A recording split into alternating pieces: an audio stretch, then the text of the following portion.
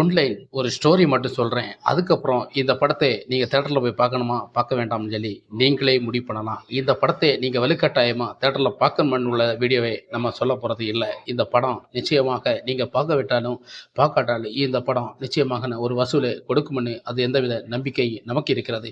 அதனால இந்த படத்தோட ஒன்லைன்ல சின்ன ஒரு ஸ்டோரியாக நான் சொல்றேன். இந்த படம் ஆரம்பத்திலேருந்து தொடக்கத்திலேருந்தே அஜித்த காட்டும்போது எல்லா படத்துலயுமே நமக்கு ஒரு மாஸ கொடுக்குற ஒரு கேரக்டர் தான் அவர் என்ட்ரி ஆவாரு. ஆனா இந்த படத்துல அதை மிஸ்ஸிங் பண்ணிருக்காங்க. அதனால சின்ன ஒரு மாற்றத்தை அஜித் ரசிகர்களுக்கு ஏமாற்றத்தை கொடுத்திருக்கோ என்னவோ தெரியல.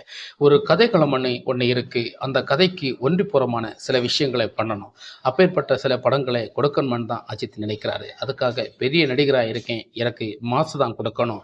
மாசு தான் இருக்கணும்னு சொல்லி அடம் பிடிக்காம அந்த கேரக்டர் பண்ணியிருக்கிறார். அதை உண்மையிலே நமக்கு பாராட்டணுமே தவிர அதை நெகட்டிவாக நமக்கு பேசக்கூடாதுன்னு தான் நான் நினைக்கிறேன். சில விஷயங்கள மக்கள் எதை புரிஞ்சு கொள்ளனா, சில படங்கள்ல கதை கருவுகளை புரிஞ்சு கொள்ளாம அடிதடி, ஆர்ப்பாட்டம்